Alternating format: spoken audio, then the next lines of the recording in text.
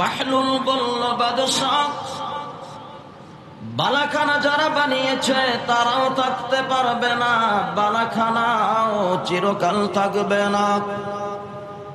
সেই জন্য বাদশাহ, আমি বাহলুল এমন জায়গা আমি বেছে নিয়েছি হায়াতের জিন্দিগিতে, ওই বালাখানার মানুষগুলো তারাও নিরাপদ নয়। তারা নিজেরাও গীবত করে, শিকায়ত করে, পরনিন্দা করে, মারামারি করে, কাটাকাটি করে, চিন্তায় রাহাজানি, খুন খারাপিও করে, জিনা ব্যভিচার করে, সুদ খায়, ঘুষ খায়, মদ খায়, এই সেই তারা বিভিন্ন ভাবে তাদের হায়াতের জিন্দেগি কাটায়া দেয়। বাদশাহ, কিন্তু আমি বাহলুল এমন জায়গাতে আমি বেছে নিয়েছি,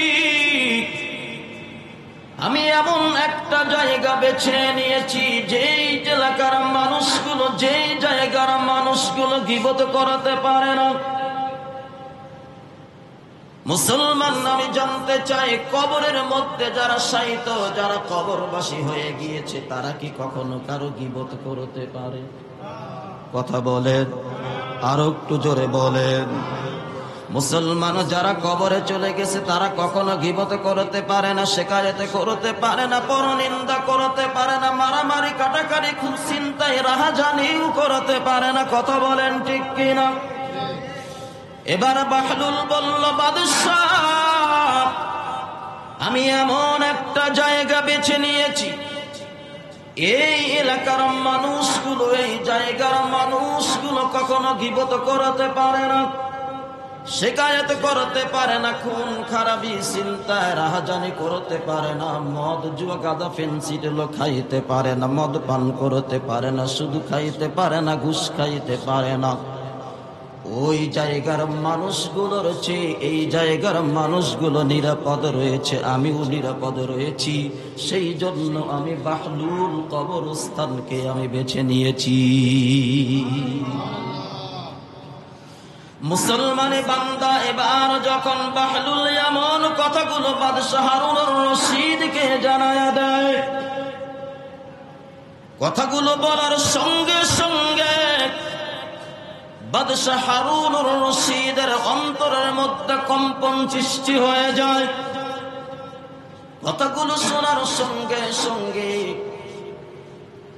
বাদশাহ হারুনুর রশিদের চোখ বেয়ে বেয়ে পানিগুলো, তার দাড়িগুলো বেয়ে বেয়ে, বুক বেয়ে বেয়ে পানিগুলো জমিনের মধ্যে পড়তেছে,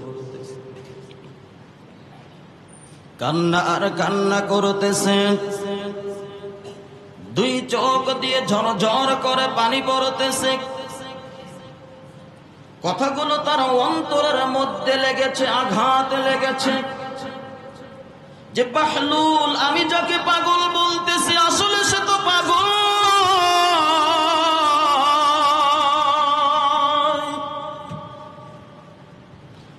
এবার এই কথাগুলো শোনার পর বাদশাহ হারুনুর রশিদ বললেন, বাহলুল, তুমি যে বলেছ আমি পাগল নয়, বাদশাহ আপনি পাগল, তোমার কথা সত্য, আমি নিজেই পাগল, আমি বুদ্ধিমান নয়, তুমি হলে বুদ্ধিমান।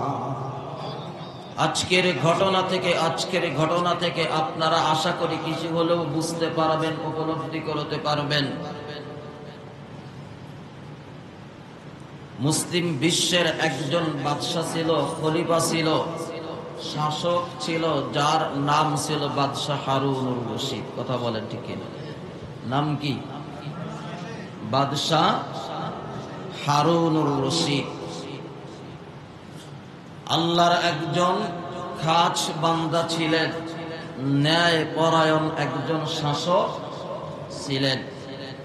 আজ থেকে প্রায় 1250 পূর্বের ঘটনা, 1250 বছর পূর্বের ঘটনা। বাদশাহ হারুনুর রশিদ তো এই জামানার মানুষ না, এই জামানার মানুষ নয়। 190 হিজরি এই দশকের ঘটনা। এখন বর্তমান কত হিজরি চলতেছে? 44 নাকি?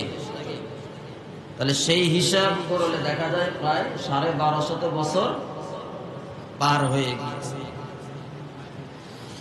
বাদশাহ হারুনুর রশিদ এই জামানার ঘটনা। বাদশাহ হারুনুর রশিদের স্ত্রীর একটা ঘটনাও আছে ইতিহাসের পাতায়। বাদশাহ হারুনুর রশিদের স্ত্রীর নাম ছিল জুবাইদা। কি নাম ছিল? জুবাইদা। আল্লাহ তাআলা এই দুনো বান্দা বান্দিকেও আল্লাহ তাআলা কবুল করেছেন, পছন্দ করেছিলেন। সুবহানাল্লাহ। বাদশাহ হারুনুর রশিদের স্ত্রীর একটা ঘটনা আছে, নাহারে জুবাইদা। নাহারে জুবাইদা। যারা হাজী সাহেব, যারা হজের সফরে গিয়েছেন বা উমরার সফরে গিয়েছেন, নাহারে জুবাইদা জিয়ারার মধ্যে একটা জায়গা হলো নাহারে জুবাইদা। ইনশাআল্লাহ আল্লাহ যদি চাই এই ঘটনা অন্য একদিন বলার চেষ্টা করব ইনশাআল্লাহ।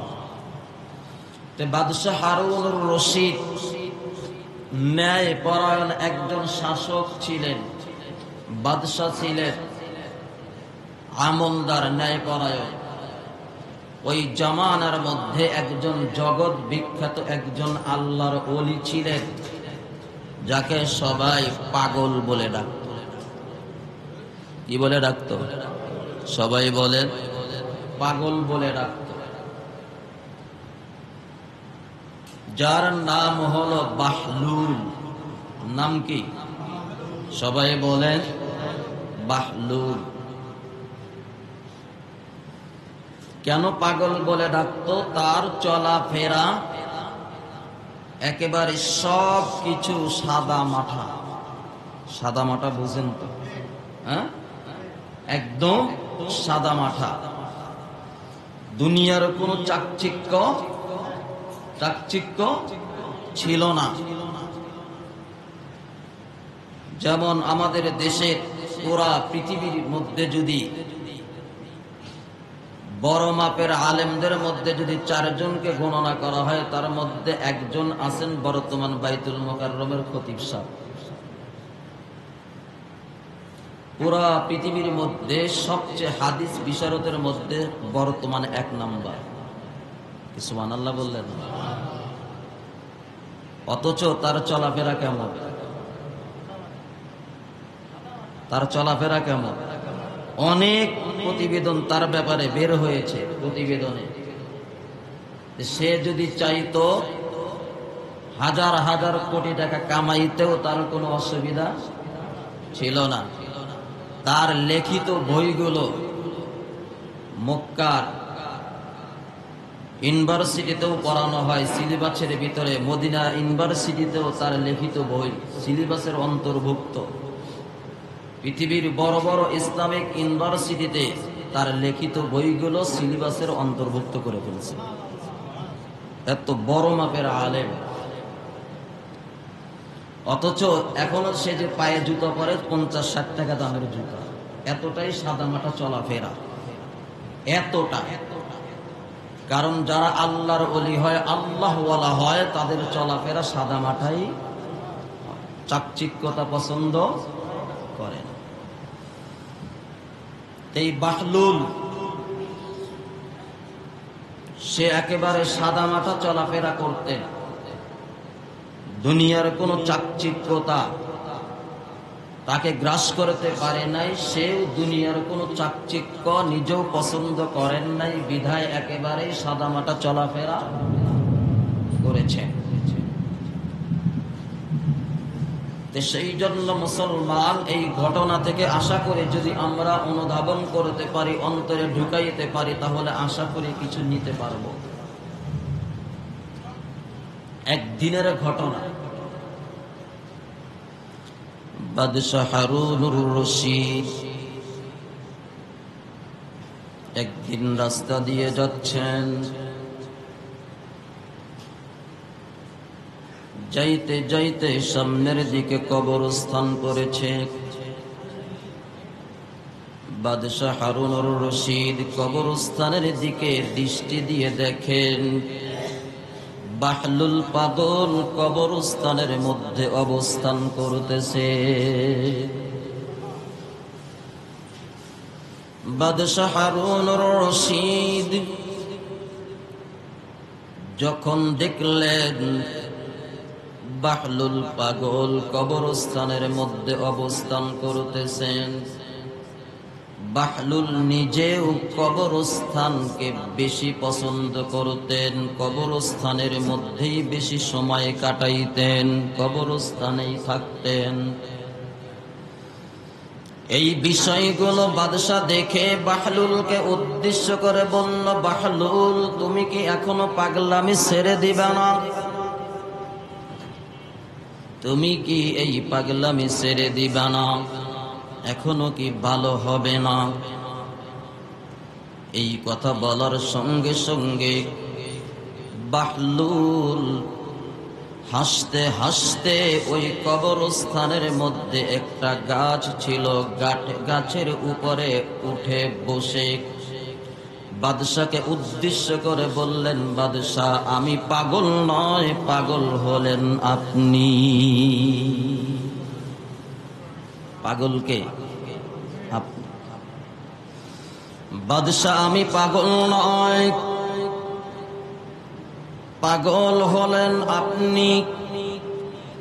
এবার বাদশাহ হারুনুর রশিদ বললেন, ও বাহলুল আমি কিভাবে পাগল হলাম, তুমি আমাকে বিষয়টা বুঝায়া দাও। এবার বাহলুল বললেন, বাদশাহ জাহাপানা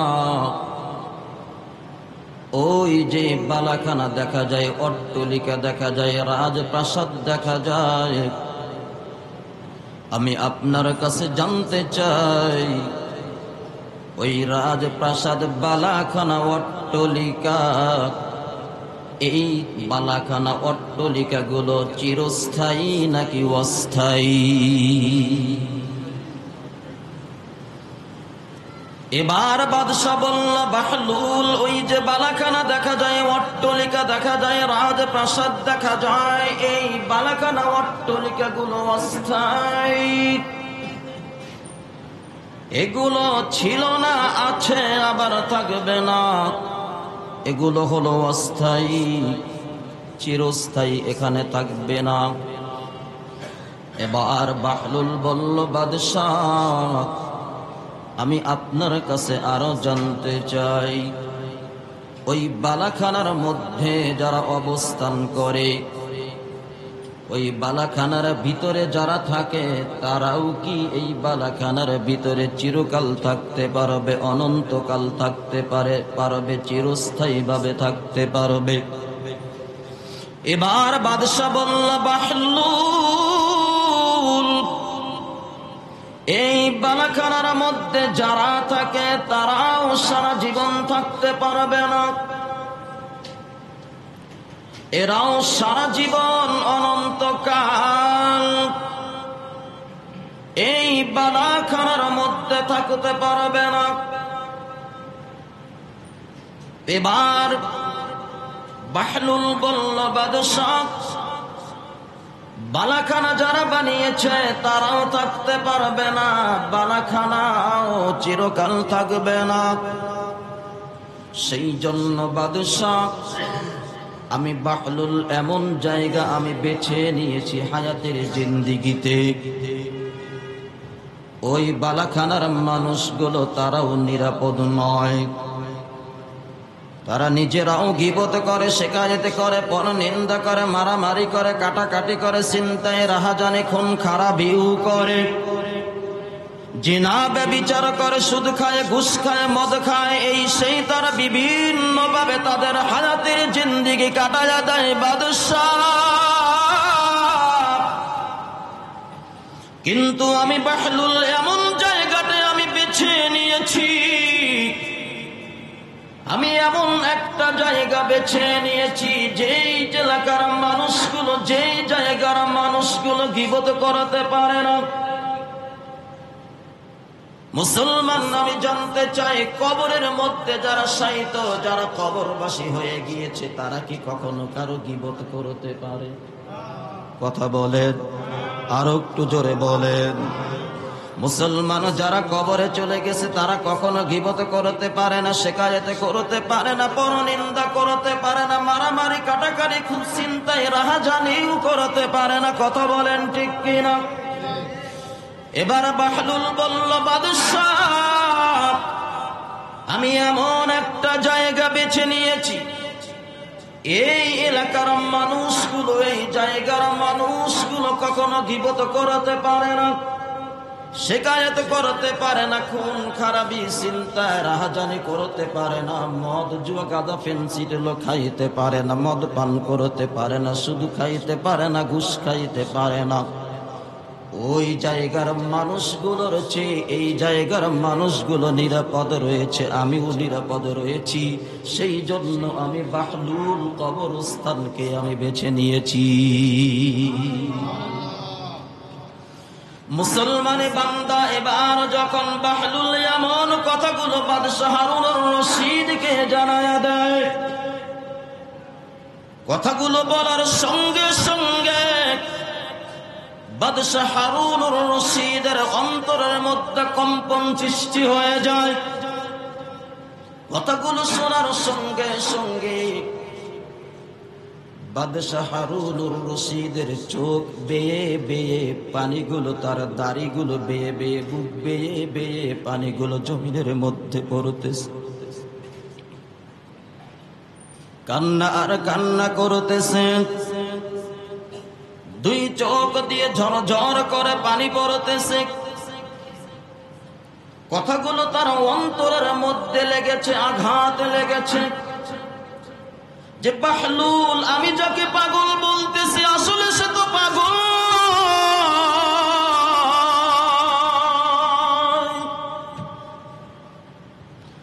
এবার এই কথাগুলো শোনার পর বাদশাহ হারুনুর রশিদ বললেন, বাহলুল তুমি যে বলেছ আমি পাগল নয়, বাদশাহ আপনি পাগল, তোমার কথা সত্য, আমি নিজেই পাগল, আমি বুদ্ধিমান নয়, তুমি হলে বুদ্ধিমান।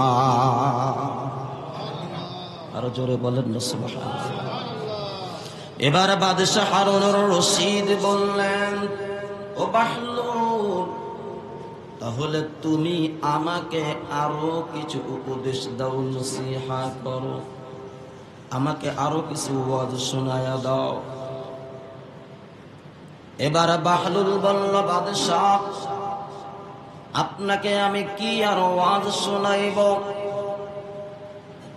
আপনার জন্য, আপনার হায়াতের জিন্দেগির জন্য ওয়াজ আর নসিহত আমি করতে পারবো না, তবে আমি আপনাকে একটা হাদিসের কথা বলে দেই।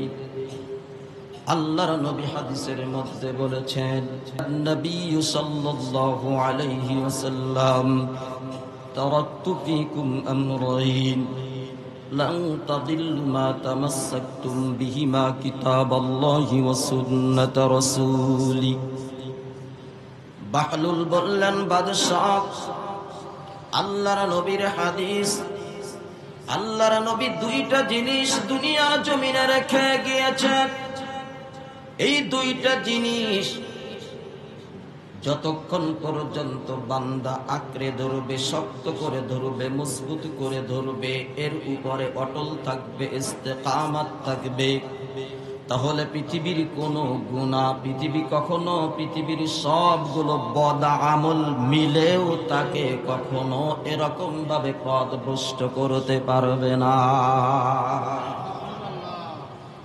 নাম্বার 1 হলো আল্লাহর কোরআন। নাম্বার 1 কি? সবাই বলে, তারাকতু ফীকুম আমরাইন। নবী বলেন আমি দুটি জিনিস রেখে যাচ্ছি, লান তাদিল্লু মা তামাসসাকতুম বিহিমা, যতক্ষণ পর্যন্ত বান্দা এই দুইটা জিনিস ধরে রাখবে ততক্ষণ পর্যন্ত বান্দা পথভ্রষ্ট হবে না। নাম্বার 1 হলো আল্লাহর কোরআন। নাম্বার 1 কি? সবাই বলে, আর একটু জোরে বলে।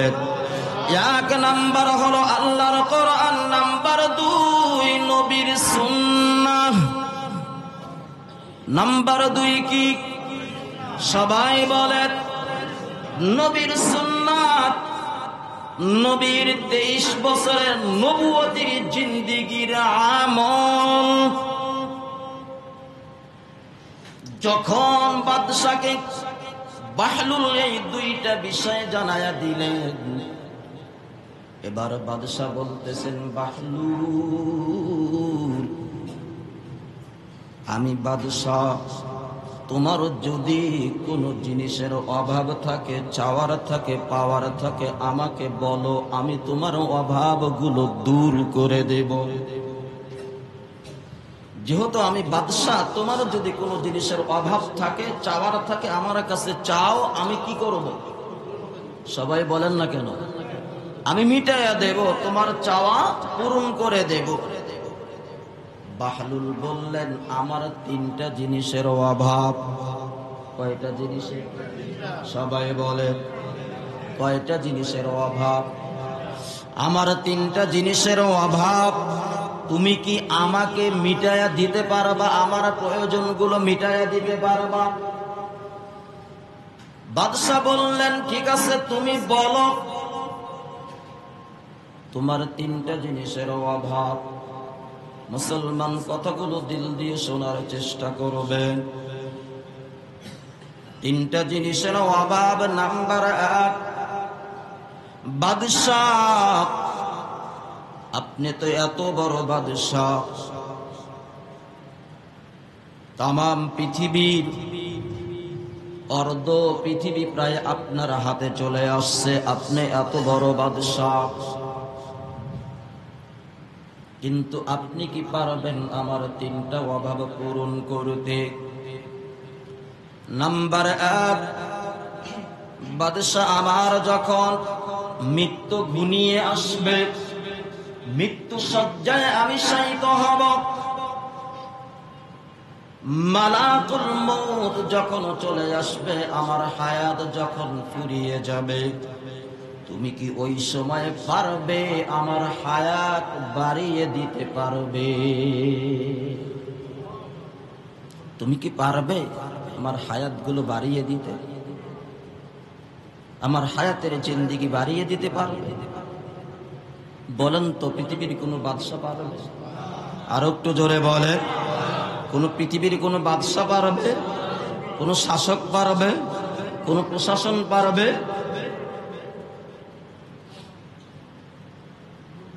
বাহলুল বললেন, বাদশাহ, ওই সময় আমার হায়াতের দরকার, আমার হায়াতের দরকার। আপনি কি পারবেন আমার হায়াতগুলো বাড়িয়ে দিতে পারবেন? বাদশা বললেন, বাহলুল, আমার পক্ষে সম্ভব নয় যে আমি তোমার হায়াতগুলো বাড়িয়ে দেব, আমার পক্ষে সম্ভব নয়। বাহলুল বললেন, আমি নিজেও জানি আপনি পারবেন না, আমার আপনার হায়াতের মালিক হলেন আল্লাহ। জোরে বলেন কে? আমার হায়াতের মালিক হলেন আল্লাহ।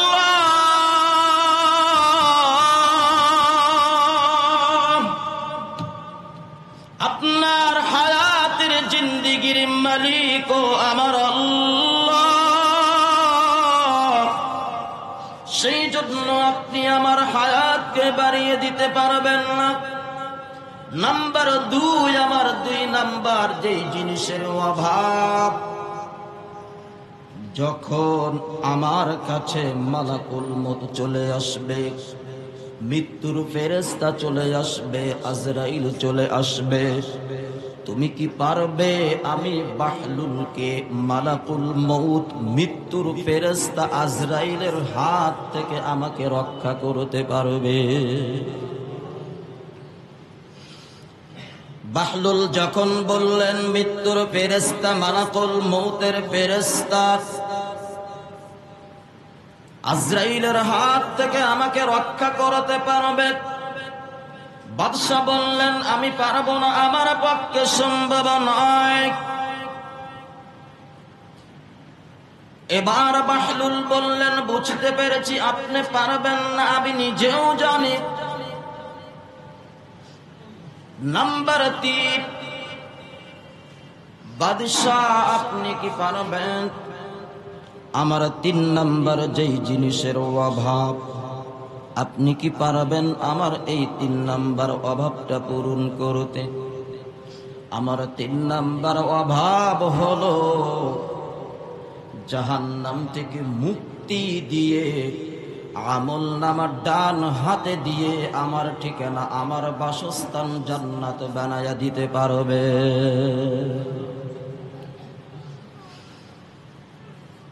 জাহান্নাম থেকে মুক্তির মাধ্যমে আমার আমলনামা ডান হাতে দিতে পারবে।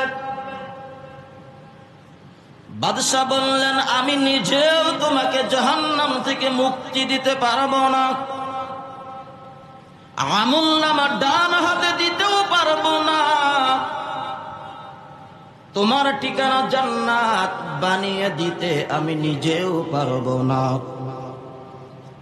বাহলুল বললেন, তুমি তো বলেছিলে বাদশা, আপনি বলেছিলেন আমার অভাবগুলো পূরণ করে দিতে পারবেন, কিন্তু না না না না না, আপনার কাছে আমি 3টা অভাব তুলে ধরেছি, একটা অভাবও আপনি পূরণ করতে পারলেন না, সম্ভব নয়। সেই জন্য বাদশা শুনে রাখো,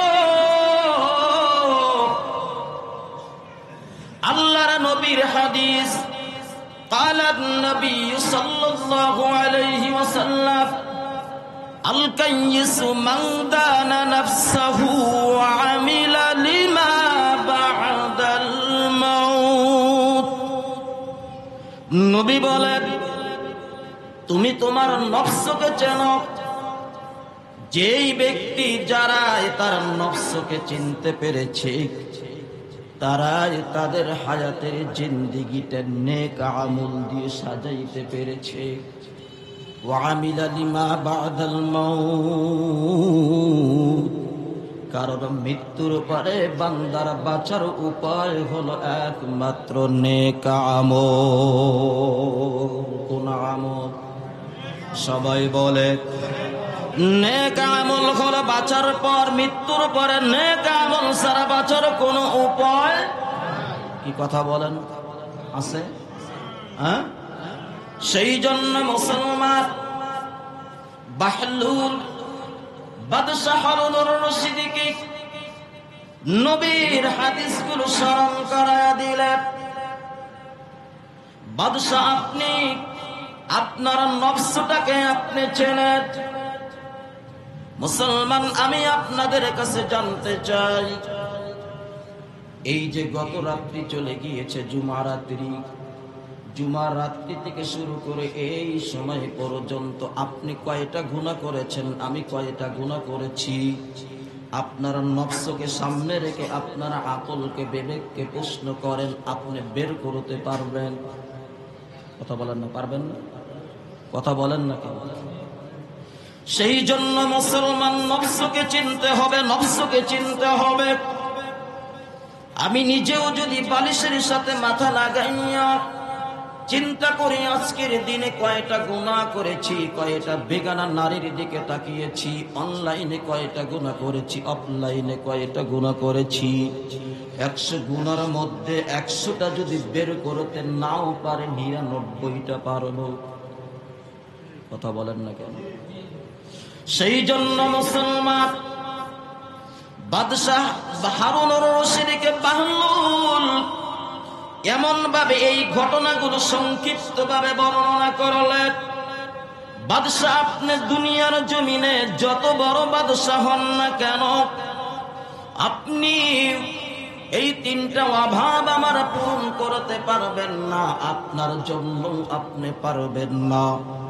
সেই জন্য এই দুনিয়ার জমিনটা চিরস্থায়ী না ক্ষণস্থায়ী। আপনিও চলে যাবেন, আমিও চলে যাব। বাদশাহ, আমি এই জন্য কবরস্থানকে বেছে নিয়েছি। এই মানুষগুলো নিরাপদ, এই জায়গাতে থাকলে আখিরাতের কথা স্মরণ হয়, আল্লাহর কথা স্মরণ হয়, কোরআন সুন্নাহর কথা স্মরণ হয়। সেই জন্য বাদশাহ, আপনিও আপনার হায়াতের জিন্দেগি নেক আমল দিয়ে সাজায় নাও। বাদশা তোমার হায়াতের জিন্দেগিটাও নেক আমল দিয়ে সাজায় নাও। আমি বাহলুল দুনিয়ার চাকচিক্যকে পছন্দ করি না, দুনিয়ার চাকচিক্য চাই না, দুনিয়ার বিলাসিতা চাই না, দুনিয়ার বালাখানা অট্টলিকা চাই না। কিন্তু বাদশাহ দুনিয়ার বালাখানা অট্টলিকার অফার আমার কাছে অনেক এসেছে, আমি গ্রহণ করি নাই। দুনিয়ার টাকা পয়সা আমার কাছে অনেক এসেছে, আমি গ্রহণ করি নেই। কেন গ্রহণ করি নেই বাদশাহ? আমার আল্লাহ কোরআনের মধ্যে বলেছেন, যারা আখিরাতে নিয়ে ফিকির করে তারাই হলো বুদ্ধিমান। ওয়ামা ইয়াতাযাক্কারু ইল্লা উলুল আলবাব।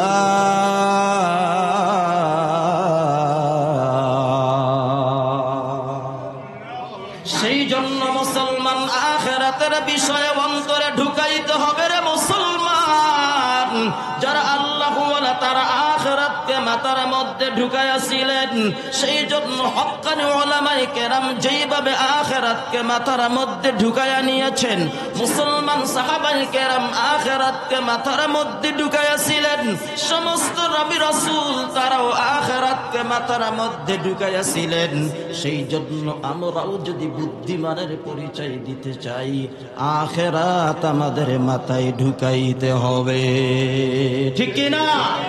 সেই জন্য আসুন, আজকের ঘটনা থেকে নিঃসন্দেহে আমরা উপলব্ধি করতে পেরেছি, জানতে পেরেছি যে আমরা যদি দুনিয়ার মহব্বতে অন্তরের মধ্যে লালন করি, আখিরাতে ঢুকবে না। দুনিয়ার মহব্বত সমস্ত গুনাহের মূল, আখিরাতের মহব্বত আল্লাহকে পাওয়ার মূল। দুনিয়ার মহব্বত, কথা বলেন না কেন? সমস্ত গুনাহের কি বলতে চান না? দুনিয়ার মহব্বত সমস্ত গুনাহের, সবাই বলেন দুনিয়ার মহব্বত। নবী বলেছেন, কে বলেছেন? ক্বালান নবী সাল্লাল্লাহু আলাইহি ওয়াসাল্লাম, হুব্বুদ দুনিয়া রাসু কুল্লু খাতিআতিন। নবী বলেছেন দুনিয়ার মহব্বত সমস্ত গুনাহের মূল। কে বলেছে? কুল্লু খাতিআতিন। কুল্লু অর্থ সমস্ত, খাতি অর্থ ক্ষতি, গুনাহ। আর আখিরাতের মহব্বত আল্লাহকে পাওয়ার মূল। কথা বলে ঠিক কি? আল্লাহ তাআলা যেন আমাদের সবাইকে বুঝবার তৌফিক দান করেন।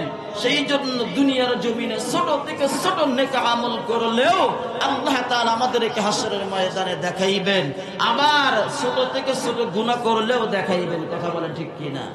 আমল নামা যখন বান্দা পাবে, দেখবে মালি হাদাল কিতাব ওয়া ইয়াকুলুনা ইয়া ওয়াইলাতানা মালি হাদাল কিতাব লা ইউগাদিরু সাগীরাতাও ওয়ালা কাবীরাতান ইল্লা আহসাহা। সেই জন্য আসুন, আল্লাহ তাআলা যেন আমাদের সবাইকে বুঝবার তৌফিক দান করেন। সবাই বলি আমিন। যদি আমরা কোরআনের ইলমগুলো, কোরআনগুলো যদি আমরা অন্তরের মধ্যে, নবীর সুন্নাহ যদি অন্তরের মধ্যে না ঢুকাই, তাহলে দুনিয়ার হায়াতের জিন্দেগি শুধু ভুল আর ভুল, ভুল আর ভুল। কথা বলেন ঠিক কি? আল্লাহ তাআলা যেন আমাদের সবাইকে কবুল করেন। আমিন।